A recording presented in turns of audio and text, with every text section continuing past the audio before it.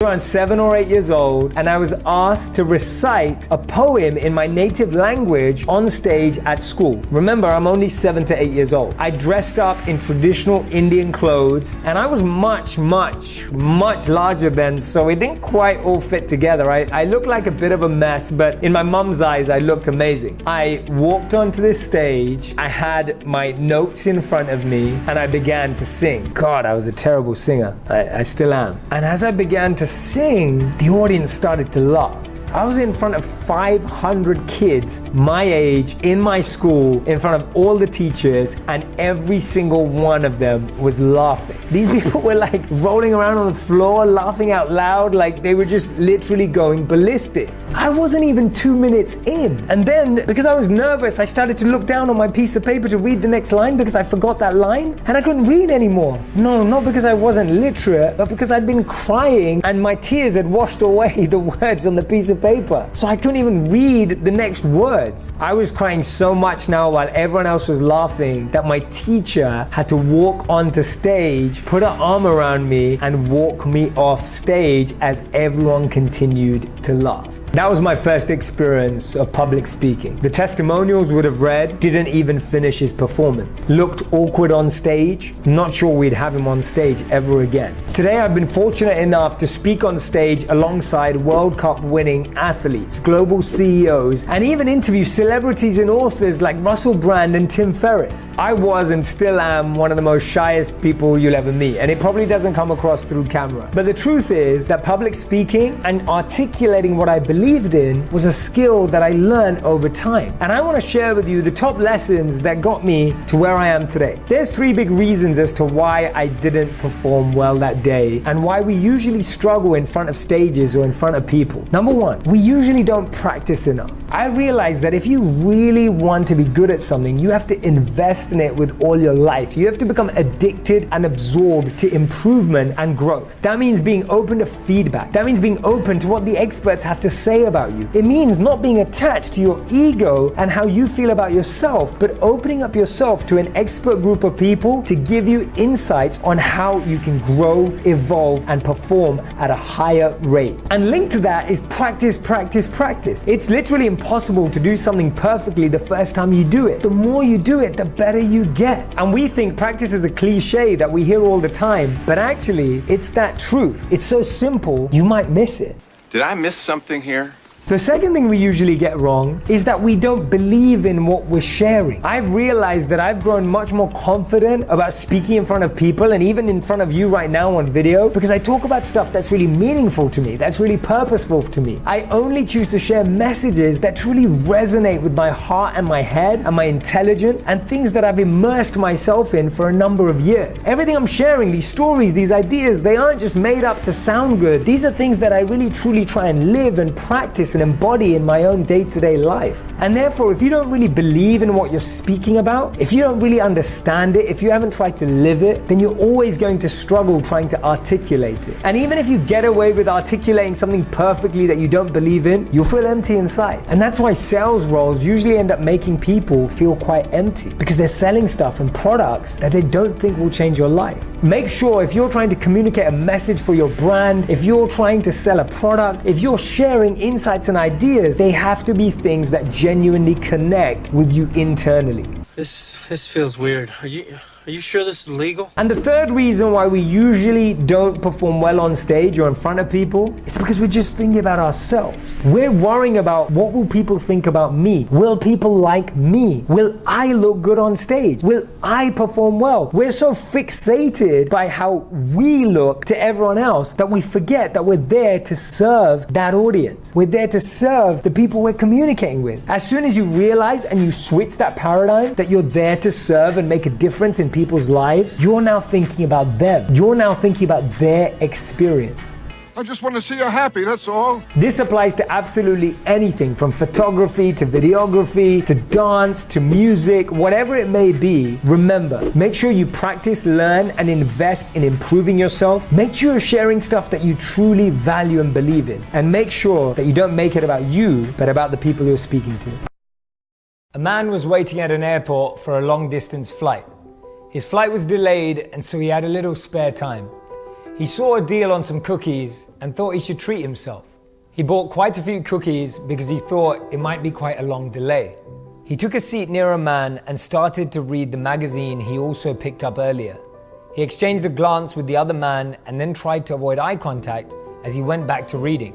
While he was engrossed in his magazine, he happened to see that the man sitting beside him boldly grabbed a cookie from the container. He initially ignored the incident to avoid a scene. He grabbed a cookie himself and went back to his magazine. But the man seemed to have enjoyed the cookie so much, he took another one and started eating it too. This continued for a while, and with each passing moment, he began to get more and more irritated. Every time he took a cookie, so did the other man. When the last cookie was left, the man nervously took that cookie and broke it in half. He offered the other to the man and smiled. The man took the cookie and could not believe the other man's nerve. He was thinking in his head, how ungrateful could that man be? The other man then left and took the container with him. This guy couldn't believe what had just happened. He was relieved when his flight was called. He gathered his belongings. As he lifted his bag, he saw that there was a full container of cookies right there. He was totally shocked, totally surprised. It caught him off guard. He thought to himself, if my cookies are here, then wait, those cookies were his. The other man had shared his cookies whilst he was thinking he was the one doing the sharing. Whilst he was angry and irritated, the other man was being generous and kind. He felt so bad for what had happened, but he couldn't find the other man anywhere and didn't know how to apologize. Things are not always as they appear.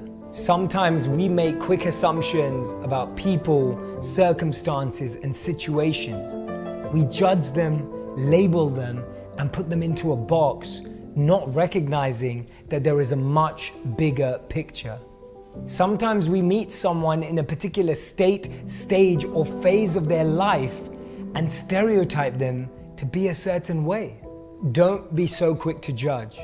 You never know when you might find yourself walking in someone else's shoes. And remember, the best apology is changed behavior.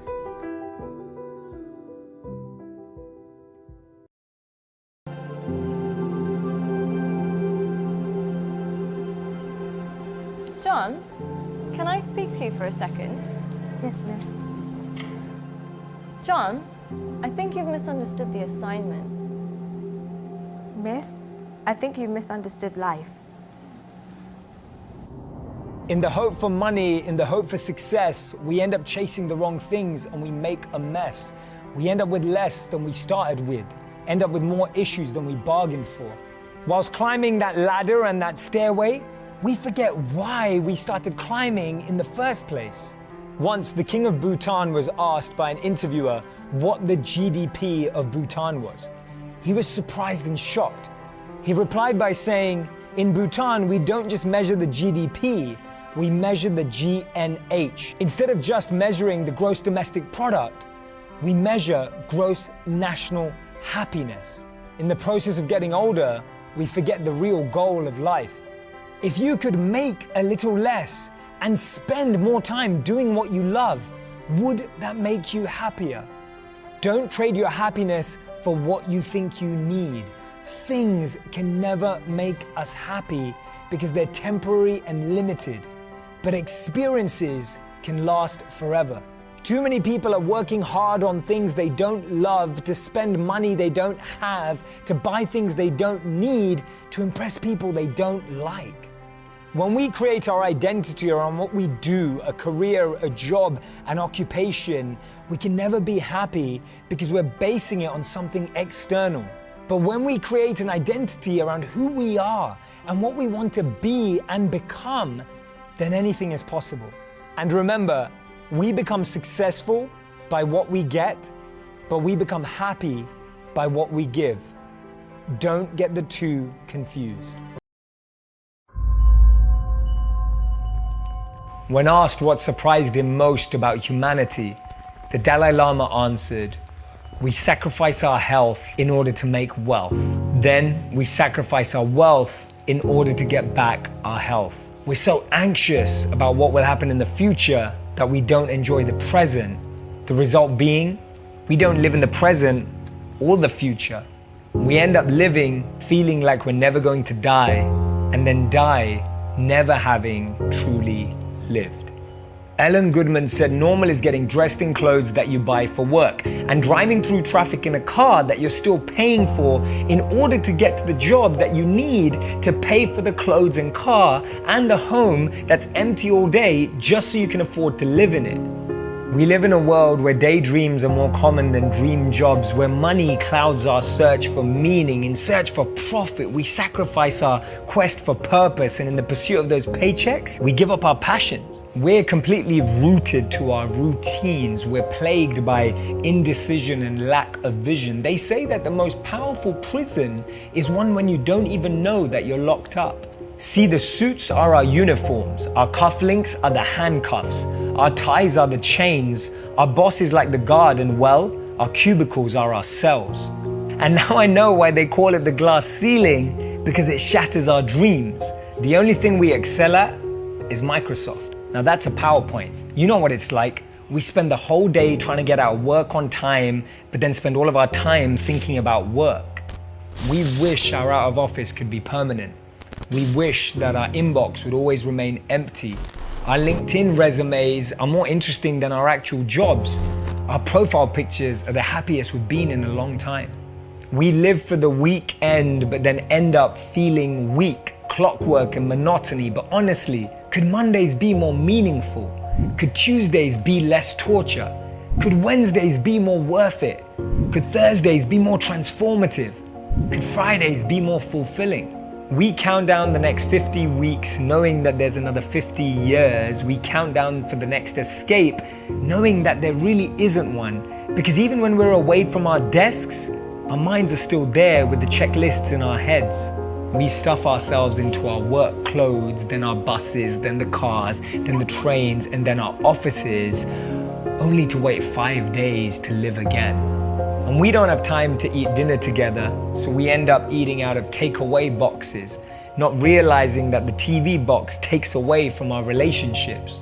We eat on the go, meet on the go, we even sleep on the go, and then wonder why everyone cheats on the go. We're told it's normal to have a 9 to 5. It's a 9 to 9. And it's fine if you don't get enough time with the person you love it took you so long to find. It's normal to work late nights for that next holiday. We work 11 months in a row for 1 month of leave with pay. Hey, who came up with that? It's not normal. We have to reclaim our lives because right now we can all barely survive. And because when he comes late home from work, she says, "You work so hard for a job that would replace you tomorrow if you drop dead." And he says, "I don't have time for this right now." And then she says, "Nothing ever changes. We force ourselves out of bed to live the same day again and again and call it a life." Imagine this for a moment. What if Oprah listened to her haters and doubters? What if Steve Jobs settled for a real job? What if The Rock never broke through depression? What if Ellen never overcame the bullying? Imagine a world where everyone lived their passion. We'd be better people, we'd be better partners, we'd be better parents. See, I've never seen a strong person with an easy past. We all have a passion, we all have a genius inside us, we have that potential. I know that we've all been in that position, feeling confused and seriously lacking mission, but then I ask myself, at the end of my life, what will I regret? And the answer is clear. The pain of regret far outweighs the pain of risk. So next time you're going through challenges, just remember this. A winner is just a loser who tried one more time. All you need is one person to say yes. One moment can change everything. There are decades where nothing happens, and there are days where decades happen. A year from now, you will have wished you started today.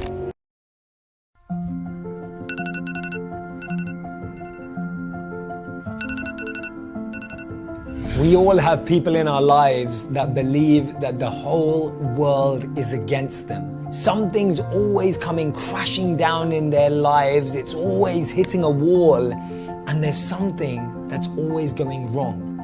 Or at least that's how they feel. When they call you, you know exactly what you're in for.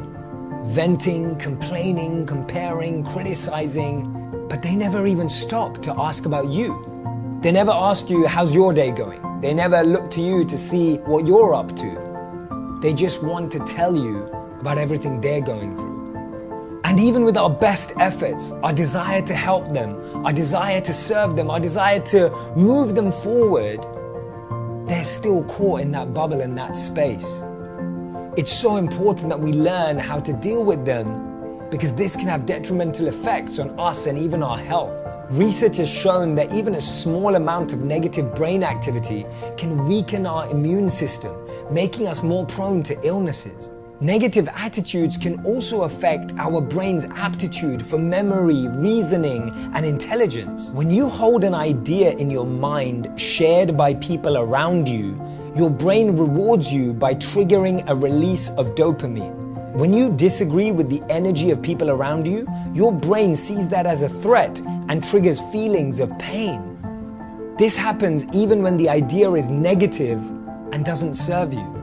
This means that when your brain is around negative people, it's going to incentivize you to become more like them as a protective measure. The same is true when you're around uplifting people. In essence, you perceive what the people around you perceive.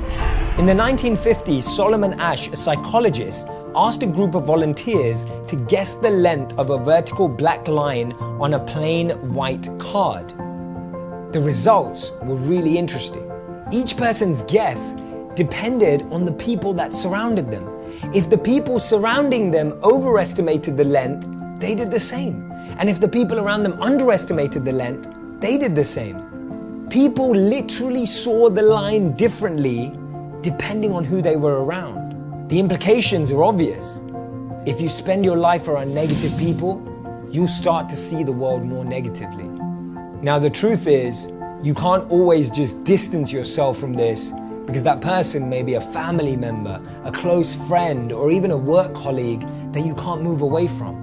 Recognize that what's happening to them is that they're facing 3 types of fear. The fear of being disrespected by others, the fear of not being loved by others, and the fear that bad things just happen to them. Now, we all have negative moments. We all have moments and times in our lives when we're not the people we want to be.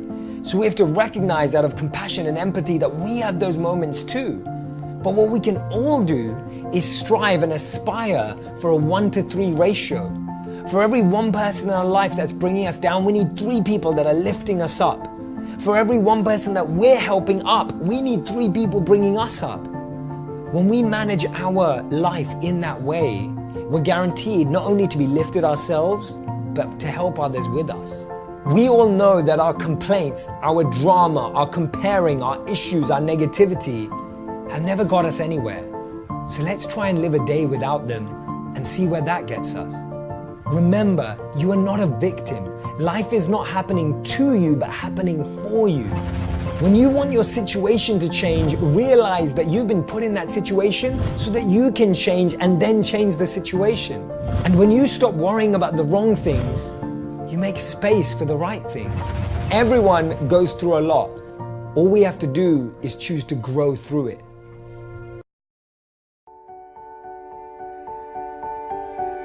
At 18, I was really fortunate when I met a monk. And this monk was invited to speak. And I kind of just went because one of my friends forced me to. At that time, I was listening to CEOs and entrepreneurs and business people and marketers who I thought that's what I was aspiring to be like. And then I hear this monk. And he captivated me like no one had ever captivated me before. It was like staring at the most beautiful woman on the planet. You know, I was completely fixated on him. That was the beginning of what changed me. Because I went from being someone who did only want all those things to become successful and trying to, but I started hearing my own inner voice much more in all that noise that I had around me. He's given up everything that I'm chasing and that all my friends are chasing, but he seems happier than anyone I've ever met before. And he spoke about this incredible principle where he said that we should plant trees under whose shade we do not plan to sit. And he was speaking about this principle of selfless sacrifice. And that kind of just penetrated me right there. When he said the words, selfless sacrifice. For the first time in my life, I felt a thrill about something that I'd never felt before. I thought, wow, giving up everything you have for the service of others sounds like the best thing you could possibly do. And I don't know why I had that thought, because I wasn't a spiritual kid growing up. I wasn't a religious kid growing up. I wasn't even a good kid growing up. I was just a rebel, a misfit, trying things out, an experimenter, which I still consider myself. And so what I started to do is I was interning at companies and firms and corporates, thinking I was getting a grad job afterwards. And then I'd spend the rest of my summer holidays interning in India, living with him as a monk. So I'd use all my summer and Christmas holidays to just be out there with the monks. And he introduced me to another 200 to 500 monks that were just like him, just as smart, just as bright, giving up everything they had and using all their skills to make the world a better place. Did you already have a sense of unease that like I'm a rebel without a cause, or like what was it about that moment? And you seem very aware of yourself. Mm-hmm. So I'm hoping that some of that awareness is present then. Like, what was that moment? I believe the moment was I've always had friends who are older than me. And I could see a lot of them in the most successful careers, successful jobs, beautiful partners, whatever it was. But I saw a sense of lack of fulfillment, meaning and purpose in their lives. And I've always been an observer, and I would see these people who are like 5 years older than me, 7 years older than me, maybe 10 years older than me.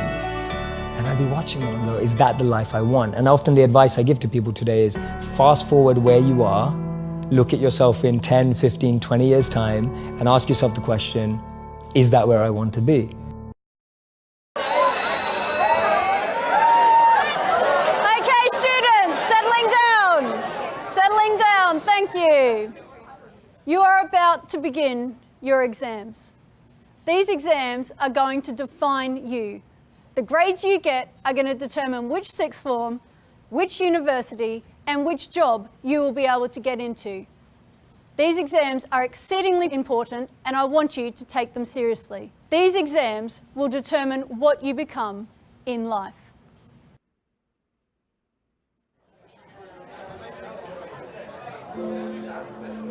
Sorry, miss. This was a letter written by a head teacher in Singapore. I think it's really important for the teachers, your parents, and for you to hear. Dear parents, the exams of your children are to start soon. I know you're really anxious for your child to do well, but please do remember, amongst the students who'll be sitting for their exams, there's an artist who doesn't need to understand math. There's an entrepreneur who doesn't care about history or English literature. There's a musician whose chemistry marks won't matter. There's a sports person whose physical fitness is more important than their grade in physics. If your child does get top marks, that's great. But if he or she doesn't, please don't take away their self-confidence and their dignity from them. Tell them it's okay. It's just an exam. They are cut out for much bigger things in life.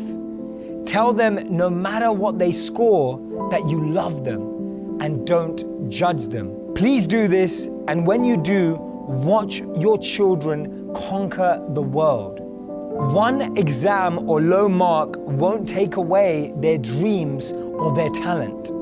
And please do not think that doctors and engineers are the only happy people in the world. With warm regards, the principal. And here's my message. Exams are important, but they're not everything. Grades are good, but they don't define you. Don't let one exam or one grade define your whole future. There is so much more potential right inside of you. And remember, as Albert Einstein said, everyone's a genius, but if you judge a fish by its ability to climb a tree, it will spend its whole life believing that it's stupid. Don't let other people's metrics of success become yours.